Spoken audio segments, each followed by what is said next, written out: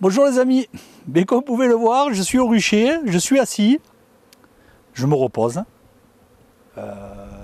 J'ai attaqué très tôt ce matin, ça fait quelques jours que c'est un petit peu difficile, donc et là j'ai un coup de flemme, hein, pour pas vous le cacher, j'ai un coup de flemme, donc je me repose et je suis en train de réfléchir à ce que l'on va voir dans la vidéo. Mais écoutez, je lance l'intro. Je réfléchis et on se retrouve.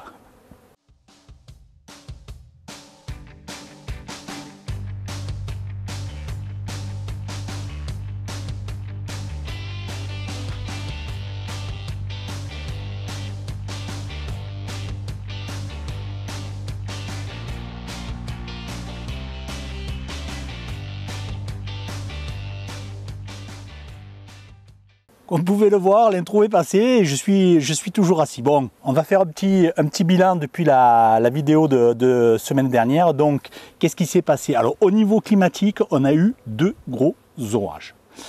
On a eu un petit peu de grêle, pas énormément, ça n'a pas tout cassé sur le point géographique où je suis. Alors à quelques kilomètres, ça peut être complètement différent, ça a pu faire des dégâts, hein. Moi je parle sur mon secteur. Par contre, ça a drôlement bien arrosé. Bon, c'est les orages, donc il y a quand même beaucoup de déperdition parce que c'est de l'eau qui ruisselle et qui court, hein. C'était aussi tellement sec, mais avec 2 de suite, ça a permis quand même une infiltration et on le voit au niveau de la végétation, c'est redevenu vert, il y a des fleurs qui sont ressorties, donc c'est quand même de bon augure. Ça va pas sauver l'année, mais ça va faire énormément de bien pour nos colonies, pour nous apiculteurs et pour tout ce qui est à l'agriculture en règle générale, hein, que ce soit au niveau viticole ou autre, ça va quand même faire énormément de bien. Donc c'est une bonne chose. Donc aujourd'hui il y a une belle mielée, ça rentre bien. Donc je ne vais pas quand même aller les déranger, celles qui ont des hausses, je ne vais pas aller peut-être juste regarder une hausse pour voir si on voit quand même qu'il y a du mouvement à l'intérieur. Parce qu'elles ont quand même tiré sur les réserves. Les hausses se sont fortement affaiblies. Hein. C'est pour ça que je n'avais pas récolté le miel de printemps, pour leur laisser, pour pas être obligé de nourrir ou qu'elles soient en délicatesse au niveau de la nourriture. Et donc bon, peut-être qu'on jettera un petit coup d'œil là-dessus. Ce qu'on va regarder, c'est les ruchettes là, mouchetées. C'est là que je vous avais fait la présentation, parce que c'était de savoir est-ce que c'était étanche ou pas étanche lors qu'on a des pluies. Donc là on a eu de fortes pluies, donc de toute façon si l'eau est rentrée à l'intérieur, on va le voir, on va voir des traces d'eau et les cadres seront humides. Ça c'est certain. Si c'est sec, ça veut dire que l'eau n'est pas rentrée. Donc j'en ai une juste qui est ici, j'en ai une autre qui est sur un autre rucher. Sur l'autre rucher, j'ai contrôlé le lendemain de l'orage, l'eau n'était pas rentrée. Celle-là, je l'ai pas encore contrôlé, mais on va le faire ensemble. Allez, je me lève, je me bouge. Je vais allumer le soufflet parce que malheureusement, j'ai une panne sur la pissolis. Donc je suis revenu au bon vieux soufflet traditionnel. On ouvre, hop, une petite abeille qui est morte dans un nourrisseur. Ouais. Elle zoome bien collée. Oh, il y a du monde. C'est par où elles accèdent au nourrisseur. Elles ont propolisé. Là, on ne voit pas de traces d'humidité. Sur les cadres, tout est sec. Tous les cadres sont bien secs. Dans le nourrisseur, on ne voit pas non plus des traces d'eau. Donc, pour l'instant, pour moi, à l'heure actuelle, c'est étanche. Ça aurait dû rentrer si c'était pas étanche, parce qu'il est tombé Au premier orage 49 mm et je ne sais plus combien au second. Donc c'est surtout sur la période que c'est tombé, sur la durée. Hein. Donc c'était quand même assez intense. Hein. On va juste regarder un petit peu. Donc ici c'est du couvain naissant et c'est repondu et c'est des larves, donc ça va être operculé. Et sur ce côté, c'est du couvain aussi operculé et une partie qui est encore non operculée. Donc, elle est populeuse, les abeilles, pour l'instant, ont l'air de s'y plaire. Même avec les grosses chaleurs, elles n'ont pas pour l'instant souffert de la chaleur à l'intérieur. On ne sent pas de l'agressivité particulière par des matériaux qui ne conviendraient pas. Ah, tu voulais promener toi. Voilà. Ah, mais tu t'es bloqué avec la cire. Ah, c'est mieux comme ça. Hein. Bon, je vais juste regarder, juste un cadre de rive, pour regarder quand même s'il y a un peu des provisions. Bon, je vais d'abord sortir celui-là d'à côté, là.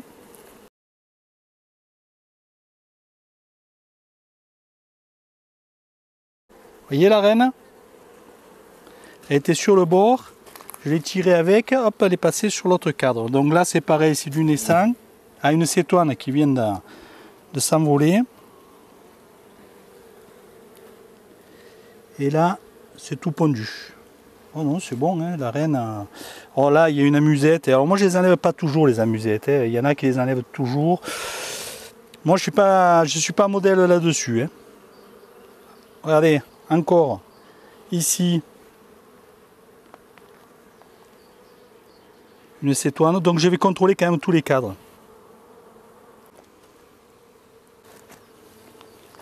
De toute façon, en règle générale, comme les cétoines cherchent le pollen, on les retrouve quand même relativement sur les cadres de rive. Hop, j'en entends une qui est au fond. Donc ici, j'ai la reine que je vous avais dit que j'ai. Elle est juste là au bord. Là. Bon, il y a de la ponte, hein, le cadre de rive est pondu aussi, hein, donc c'est pas... Il y a un petit peu de pollen de ce côté. J'enlève encore un cadre, il y en a deux. Ah. Il y en a deux, il y en a une qui vient de se poser ici, voilà, c'est envolé, et l'autre qui est au fond de la ruche. Oh, il y a des abeilles partout, bien sûr, sinon ça serait pas rigolo. Oh, ça va, elles ont été sympas, m'ont pas piqué. Ça aussi, ça va être operculé. Hein. Tout est prêt à être operculé. Donc il faut que je fasse attention parce que j'ai quand même la reine qui est sur le cadre que j'ai sorti, qui est là-bas. Je la vois, elle ne bouge pas.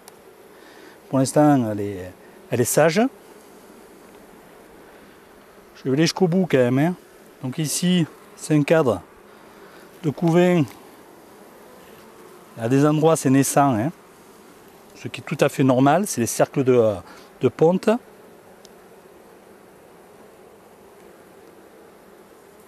Il y a beaucoup d'apropolis et en ce moment, avec la chaleur, là, ça colle bien. Hein.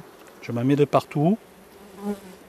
Ici, c'est pareil. On est sur tous les cas de figure, hein, sur les cadres partout. Ça rend du pollen aussi. Hein. On en voit pas mal avec du pollen orange sur les pattes. Donc cette pluie, ces deux orages ont été vraiment bénéfiques pour nous. Hein. Malheureusement, j'ai vu dans les commentaires qu'il y a des régions de France. Là, je vois une cétoine là-bas au fond. Celui-là, c'est que du... Il y a un petit peu de ici de couvain, mais sinon, c'est que du pollen. C'est un cadre complet. Et cette partie, c'est pareil. Là, je l'entends qu'elle essaye de s'envoler. Donc je vais aller la récupérer. Si j'y arrive, parce que je ne la vois plus. Non, je ne sais pas où elle est passée. Je ne la vois plus au fond.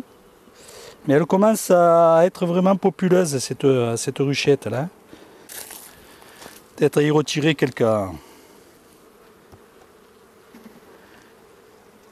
un ou deux cadres et remettre des cadres à étirer et qu'elle puisse s'exprimer librement cette reine. Parce que là, c'est une reine 2023 et elle est quand même un petit peu à l'étroit là. Allez, je vais le mettre ici. J'ai la reine qui est ici. Donc je vais quand même pousser le cadre sur la partie, voilà. Je l'incline sur l'autre côté où il n'y a pas la reine. Voilà. Et là, je le mets bien en place. Et je remets celui-ci en rive. Après, il n'y a pas trop d'importance là sur les cadres de rive parce que c'est des. Il n'y a pas de. Elles n'ont pas encore fait des cadres de rive de réserve, elles sont toujours en pleine ponte, donc elles utilisent pratiquement tout l'espace. Plus il y a de rentrées, plus elles continuent à pondre et elles occupent tous les cadres en ponte. Donc c'est moi qui vais y faire de la place en y retirant. Je pense que je vais y retirer ces deux, peut-être un, et dans une semaine l'autre, et comme ça elles pourront étirer et la reine pourra pondre. Et en même temps, j'aurai quelque chose de propre avec deux cadres pour cette tonne dans l'été qui vont être remplis de réserve et les cadres sur le centre qui seront pour le couvain et ça sera des cadres 2023, donc des cadres propres qui seront parfaits pour l'année prochaine. Donc, pas de traces d'eau à l'intérieur. On voit là, vous voyez, les traces noires, on voit que l'eau a ruisselé, elle est sortie par les endroits où ça doit sortir. Bon, on recontrôlera ça plus précisément au fur et à mesure. Et cet hiver, ce sera beaucoup plus parlant.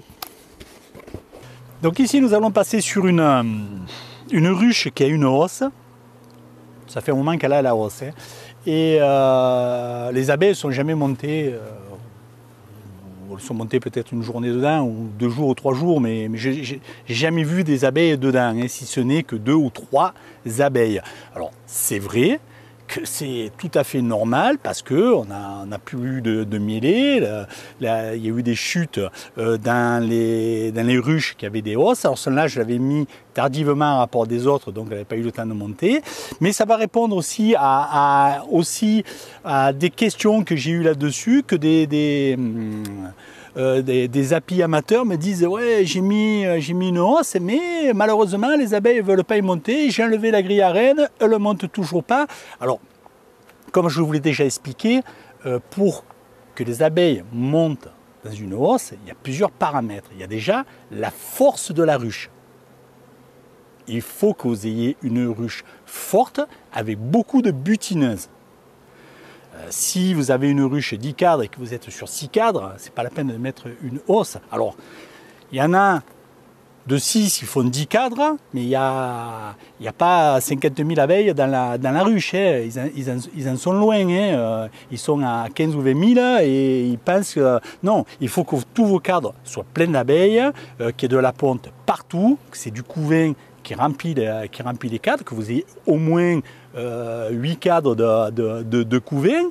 Les abeilles sont assez nombreuses et là elles vont être il y aura assez de butineuses pour aller chercher des réserves et pour voir s'il y a une mielée, je dis bien si, monter ça dans la hausse. Alors si tous les paramètres ne sont pas réunis, eh bien, elle ne monte pas dans la hausse. Moi, la ruche, elle est populeuse, mais il n'y a pas de mielée, donc elle ne montait pas.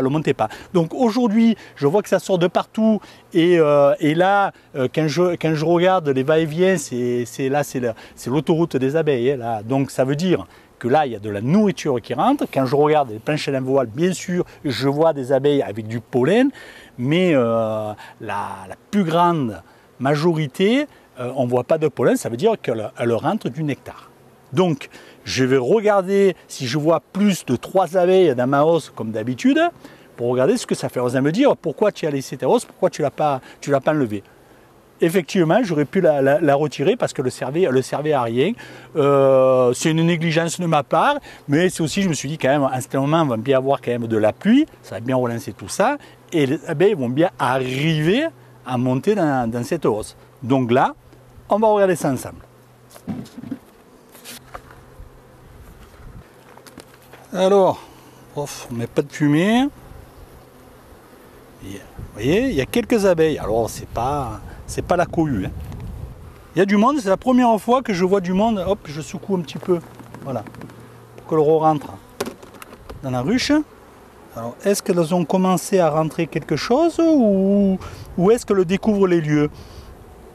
Ouais, je pense qu'il est rentré un petit peu là. Hein.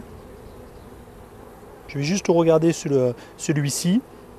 Donc juste pour rappel, les hausses, on essaye de ne pas les enfumer. Alors si vous les enfumez, je vais vous montrer.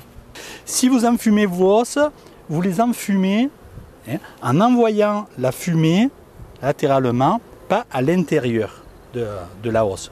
Juste comme ceci. Voilà. Juste pour qu'elle comprenne et qu'elle descende. Hein. Alors, pourquoi? Alors vous pouvez bien sûr enfumer vers le bas, hein. Vous pouvez le faire. La seule chose, c'est que la fumée dénature le goût du miel. Quand vous faites goûter votre miel à des spécialistes, comme dans le vin des œnologues, alors je ne sais pas comment ça s'appelle hein, pour le miel, et bien ils arrivent à vous dire si vous en fumez beaucoup, ils arrivent à le retrouver juste au goût. Hein. Et alors, hop, je tire en même temps un quart d'œil un petit peu. Vous voyez? Est-ce que vous voyez que ça brille? Alors, ça ne remplira pas la hausse. Hein. Bon, peut-être, hein, vous allez me dire. Hein, il suffit qu'elles aient des rentrées quelques jours pour que ça suffise à remplir. Mais bon, vous voyez, il y a du miel ici. Donc, mais pour moi, c'est pas important. Pour moi, c'est pas important. Alors, quand je vous dis ça, c'est à prendre avec modération. Hein. Quelqu'un qui est apiculteur et qui fait du miel, lui, c'est une grande importance. C'est vital. Moi, je ne suis pas un producteur de miel. Je fais de l'élevage de rennes et d'essaims que je vends. Donc je ne vends pas de miel. Donc moi le miel c'est à usage privé pour quelques clients qui m'en demandent parce que quand on a énormément de ruches, ils ne comprennent pas que vous n'ayez pas de miel en vente. Hein. Alors celui-ci il n'a rien. Ouais voilà. Et vous voyez le petit collègue à côté. Et il a juste une petite bande de rien du tout. Donc par contre moi ce qui est bien, c'est que ceux qui rentrent actuellement, là il y en a un petit peu, mais bon, trois fois rien, hein. Vous voyez, 3 fois rien. Hein. Donc vous voyez qu'une ruche qui depuis plus d'un mois qu'elle a une hausse et elle n'est pas montée dedans parce que les conditions n'étaient pas appropriées, n'étaient pas bonnes pour qu'elle puisse utiliser la hausse. Les conditions s'améliorent et bien systématiquement les abeilles montent et récoltent du miel. Donc vous voyez que, parce que la question c'était, qu'on me posait, c'était de me dire comment je fais pour les faire monter dans la hausse. Alors j'ai répondu plusieurs fois que c'est pas nous qui décidons, hein. C'est la nature, hein. C'est la nature. Donc voilà un exemple concret. Donc vous voyez, ça arrive à des personnes, mais ça m'arrive à moi aussi, ça arrive à tout le monde, hein. À tous les apiculteurs ont le même problème, le problème que ça. Hein.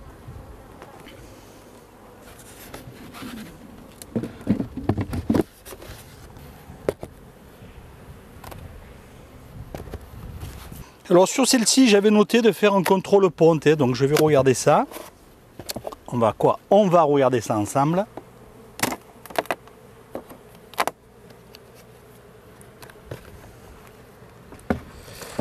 Un petit peu de fourmis, pas grand chose, vous voyez, quand il reste les abeilles qui se font piéger, ben les fourmis elles en profitent, hein. Elles viennent les manger. Alors, mesdames, bon, propolis, ça propolise, vous voyez.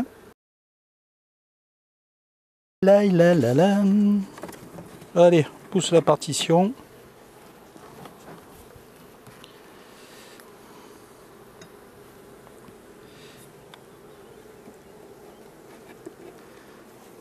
Attends.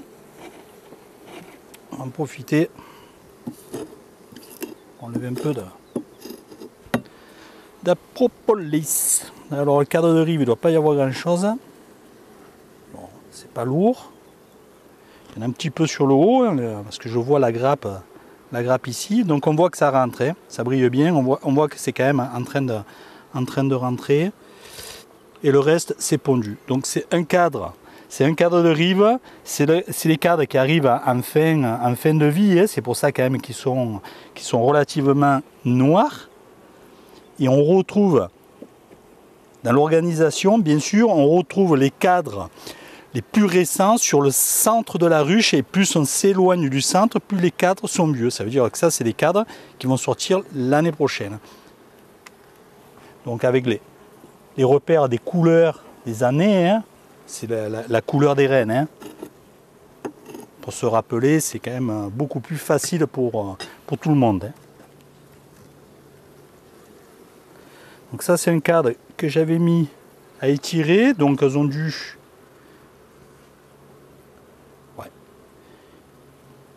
C'est pas complètement étiré partout. Vous voyez, c'est étiré jusqu'ici. Mais il y a déjà de la ponte. Sur la partie qui est étirée. Et là, c'est à peu près pareil. Hein.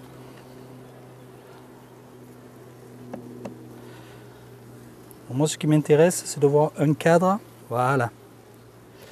C'est de voir un cadre avec de la ponte. Parce que là, qu'on a manqué de nourriture, voir exactement comme elle a pondu. Alors, c'est pas mal, hein. C'est pas mal pour un cadre pondu pendant le manque de nourriture. D'ailleurs, vous voyez, il n'est pas étiré même complètement sur le bas.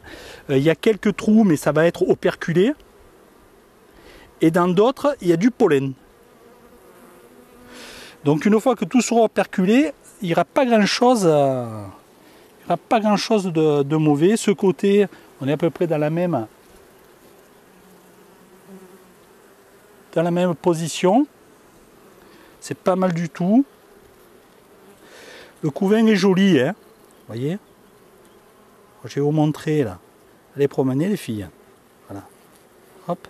Alors quand les pousse comme ça, on est quand même délicat. Hein. Vous voyez. Ici, vous voyez, il y a des larves à l'intérieur, ça va être operculé.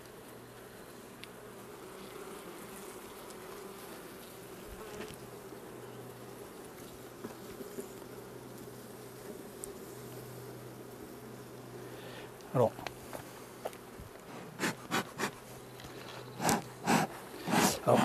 quand on met pas de gants comme moi, hein, alors des fois j'en mets, hein, quand il y a trop d'apropolis, que j'en ai partout, je mets des gants. Hein. On essaye quand même de garder toujours les abeilles qui restent à l'intérieur, pas trop les laisser monter, parce qu'avec le doigt, chaque fois, vous allez écraser une abeille, et le seul moyen qu'elle a, eh ben, c'est de piquer. Hein. C'est son seul moyen, vous êtes en train de la tuer, donc elle se défend. Hein. Donc ici, on est sur du couvain, hop, naissant. Ici, c'est repondu, c'est des larves. Ici, là où c'est pas, il y a des larves à l'intérieur. Alors, ici, on voit la reine. Alors, je vais vous la montrer. Elle a dû partir de l'autre côté, parce qu'en règle générale, voilà, bien sûr, c'est ce qu'elle a fait. Qu'elle saute sur le bas, dès que vous retournez un cadre, en règle générale, elle bascule. Hein. Donc, la reine, elle est ici, voilà, avec son petit point rouge. Et hop, elle rebascule de l'autre côté. Donc là, on ne va pas l'embêter. Alors, il y a des reines que ça ne dérange pas du tout. Hein. Il y a des cadres que vous prenez, la reine elle est dessus, vous le tournez, vous le retournez, elle est toujours au même endroit, elle ne bouge pas trop, elle va pondre, ça ne la dérange pas du tout que vous y tirez. Et il y en a que ça dérange plus. Et là, j'en ai beaucoup là que ça dérange. Elles ont tendance à aller tourner sur le bas des cadres. Mais elles ont... alors ça, pour moi, quand on les cherche pour les marquer, c'est un défaut.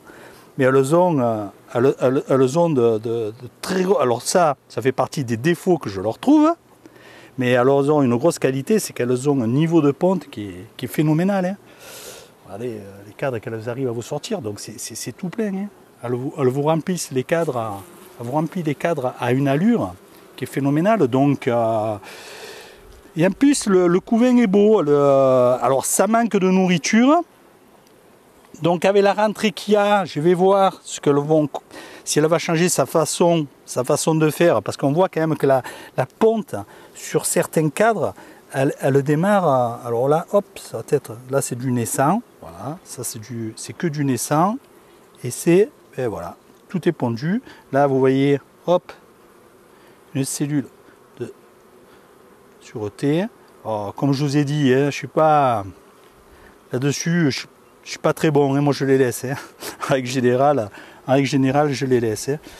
Donc ici, il y a du pollen. Mais bon, il y a de la nourriture, mais il n'y en a pas énormément. Hein. Ça va leur faire le plus grand bien que là que le rentre de la nourriture. Hein. Donc, pour moi, pour celle-ci, dans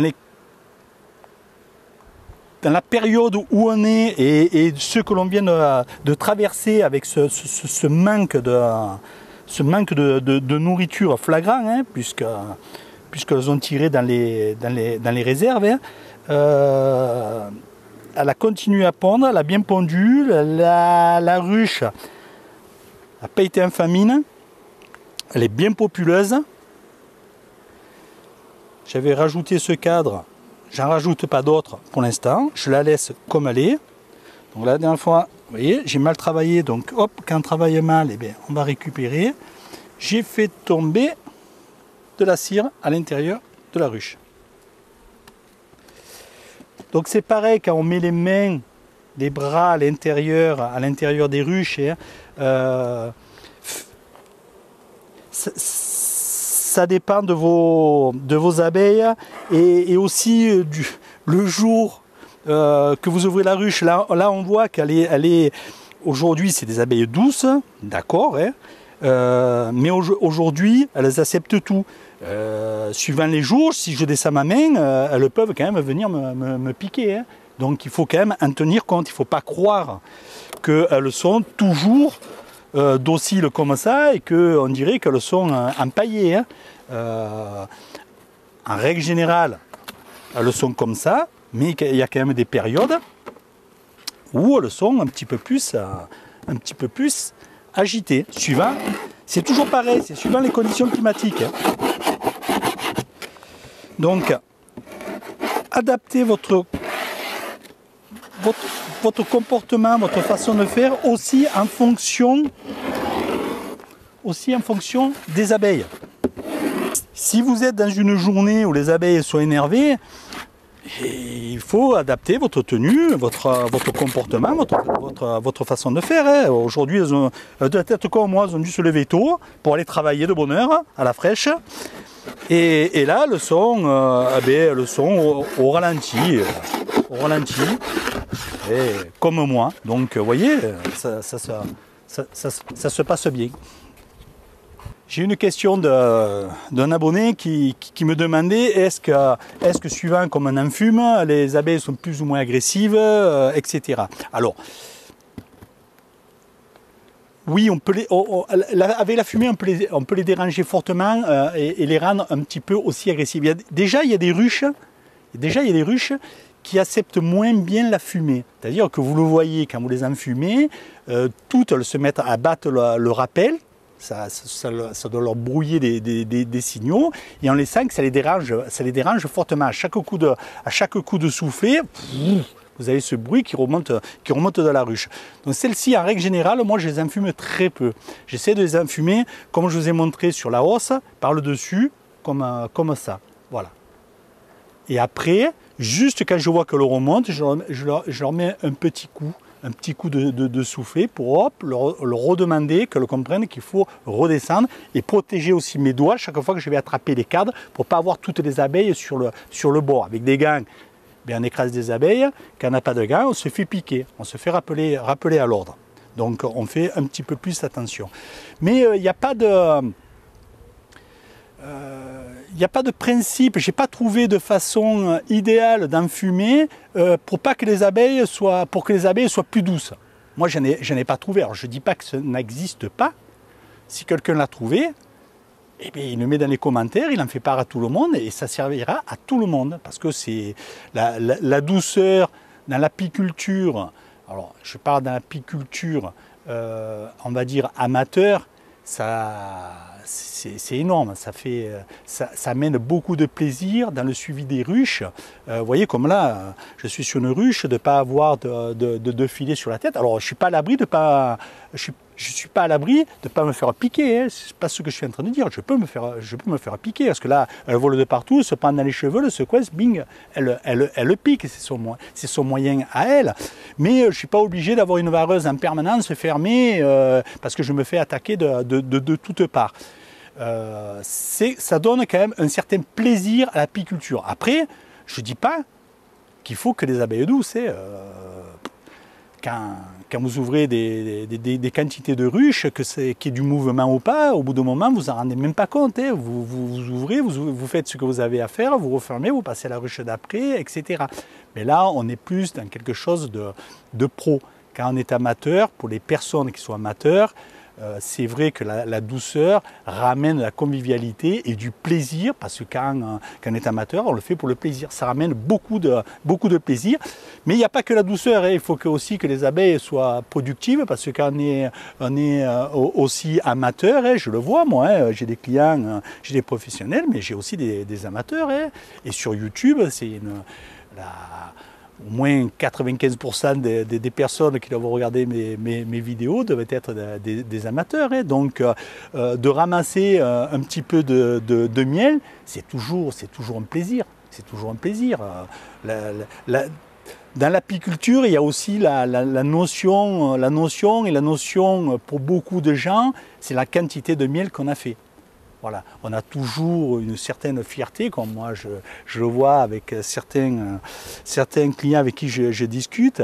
Il y a une certaine fierté quand vous avez une ruche qui vous a donné 30 ou 40 kilos de miel. Il y a une certaine fierté. Mais oui, c'est normal. Hein. Mais ça veut dire que déjà elle a été bien conduite pour en arriver là. On a eu les butineuses au bon moment. Bon, on a eu une bonne mielée. Il y en a de bonnes abeilles aussi. Hein. Donc c'est quelque chose tout a été réuni pour arriver à ce résultat. Donc voilà, pour l'enfumage, d'une façon, pour pas que les abeilles piquent, je ne pourrais pas vous aider là-dessus. Je vous ai montré comment moi je fais. J'ai rien trouvé de magique à ce niveau-là. Donc si quelqu'un, je le redis, a la solution, ou pense avoir la solution, hein, parce que qu'il en fasse part, hein, moi, je serai le premier à le tester et je pense que je ne serai pas le seul à le tester. Donc voilà. Mais écoutez, on n'a pas vu énormément de choses, mais ça permet aussi de faire un petit peu le point. On se donne rendez-vous semaine prochaine. J'espère que ce sera la pleine forme et que les abeilles auront continué à rentrer du miel dans les hausses, dans les cordes ou dans les corps. Hein, je veux dire qu'elles aient de quoi se nourrir. Allez, je vous laisse. Je vous donne rendez-vous semaine prochaine. Ciao, ciao, à semaine prochaine.